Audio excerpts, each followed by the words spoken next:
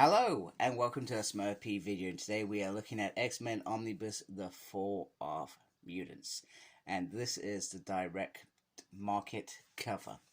Now, if I've done my job right, to the left there has been popping up the original X-Men Fall of Mutants, which I had and I sold recently before I got an opportunity to show it with this, so you can see what the old one looked.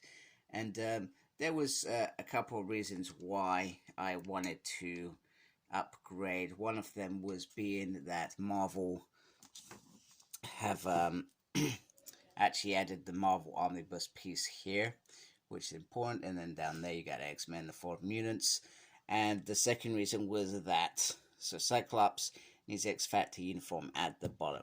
Now the reason that is, so when they first released this Omnibus, they put Wolverine on the side against Sabretooth, which is actually from the Mutant Massacre, if I'm remembering correctly. I could be remembering incorrectly, so don't hate on me for getting facts wrong. But however, when Mutant Massacre was originally released, that also had the same, almost the identical picture on it. I guess when they were first doing omnibuses, Wolverine was big. He was always big. So putting Wolverine on the side perhaps helped say, hey, Wolverine's big in this omnibus. Come grab it. I don't know. The real true fans would have wanted it because of the stories in here. So this is about 3 teams and 3 tales of tragedy. Now, I'm going to be very careful because if you never read this, I'm not going to tell you what those tragedies are. However, this collects X-Men, X-Factor 18 to 26. Uncanny X-Men 2020 to 2027, New Mutants 55 to 61, Incredible Hulk 336 to 337 and 340, and Power Pack 35, Daredevil 252, Captain America 339, and Fantastic Four 312. So it has quite a lot of material.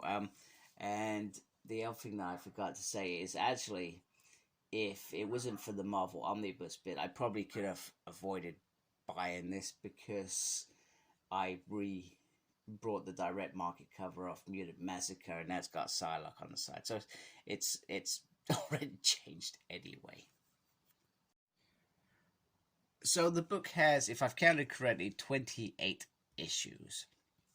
So we have the synthesis here, which I never ever read, and then we have the characters. The creators. So you've got Chris Claremont, Peter Davis, who's brilliant, especially on X Factor later on.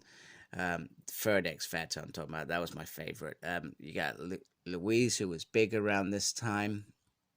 Water, I don't know if they're related. You got June, Mark Silvestri, and Brett. So and I'm sorry because usually I don't actually look at that bit because the majority of time my omnibuses are like that. So you got the virgin cover of this, which looks absolutely sensational. Then on the side, I'm sorry, that's a bit close, you got the same stuff here and no bit at the bottom, and then you have this classic picture. Now I can't remember if this was actually one of the covers or whether it were, I feel like it was a promo poster, if I'm correct in what I'm thinking. Because this was a big thing, and posters or adverts in the back of comics was the only way to say, hey, there's something big going on back in comics, because the internet stuff wasn't back then, because this was, like the late 80s, I'm going to say, or mid-80s, around that sort of time. So, and this is the classic sort of colors that were back there. They sort of did it a few years back. Let me just, I'm really sorry, I've got to try and get my camera into an angle that I can actually maneuver with the book as well. And then, oh, that's crisp. Let's picture Wolverine there with the Hulk. You got all the writers, the pencilers, the inkers, the colorists, the letterists, the editors, front of our cover art, variant cover art, black cover art. There we go. That was a mouthful. Wanted the X-Men. And at this time they were still, you got a little background here before you start getting into it. So the 3 stories are, so X Factor is around Angel and Apocalypse. So what sort of happened, if I remember correctly, Angel was by the Marauders. His wings were badly damaged, and then Hodge went and had them amputated, and then Apocalypse, with his 4 horses of Apocalypse, put them back together. Now the good thing is about this thing is it sort of fills in some of the other stories that happened around there with the Incredible Hulk as well. And also the X Factor team, nobody knew that they were the original X-Men. They were trying to act as the exterminators, and then they would go in and save mutants. That's how it would sort of work with the team, etc., which is cool. And it was a good era. I really enjoy this era. In fact, I enjoyed literally straight after this. Australian Outback X-Men is probably one of my favorite teams of all time, which is surprising because I'm a massive fan of Cyclops, as those who watch my videos know. He's my favorite X-Men all time. Power Pack, they get their bit, the ship crashes, lots of stuff going on. And then you got these crossover issues with where the Apocalypse affects is other things. Then you got the X-Men. So I'm trying to remember this. In Plaza, something bad's going on. It's like mystical, and with the help of Roma, they what's the word? The only way that they can stop it is by giving life. That's how I understood it. However, Roma... Oh, do you know what? I'm ruining this for you. Because I said I wasn't going to say certain things. I've just said it. Anyway, there's some mystical stuff going on. There's lots of demons and stuff. And the X-Men have to fight it. And they make certain sacrifices. I'm so sorry. I will try not to do that anymore. Also, you have Freedom Force there as well, that are along by the side, and Forge is the center of this. And then you have the New Mutants. So basically, this creature, Bird Brain, from an island, sort of like an animal island, arrives. And this is the time where you actually probably would tell a story around animals, etc. And they end up going to this island where there is a Maniac there.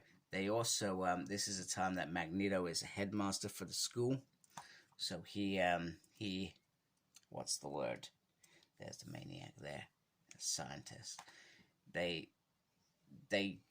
teenagers, so they end up breaking lots of rules and going off on their own when perhaps they should not. So and it leads to something devastating. I'm not going to say what.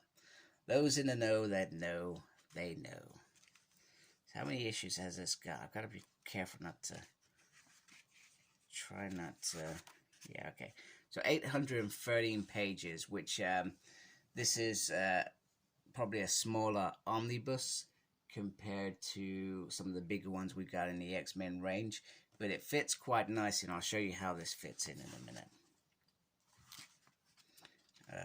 Let's see, promo.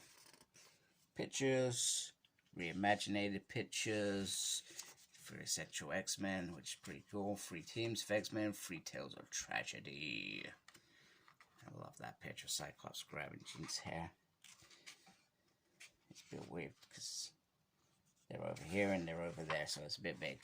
Anyway, that is that. That is the omnibus. So, which looks very, very nice. So let's see where this looks on my shelf.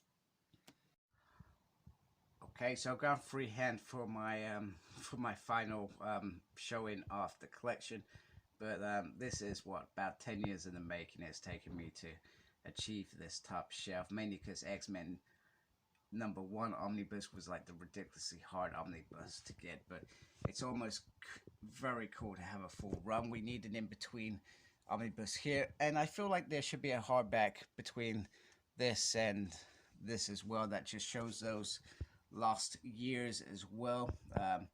I'm not aware of any release. I probably should look and double check anyway, but it looks really cool. Very, very happy with this. Hey, maybe the Marvel Masterworks was probably the way to look. Anyway, I hope you like my video. If you do, please subscribe to my channel. I'd really appreciate that. Make sure you look after yourself. Very important. And as always, embrace geekiness. Take care, folks. Goodbye.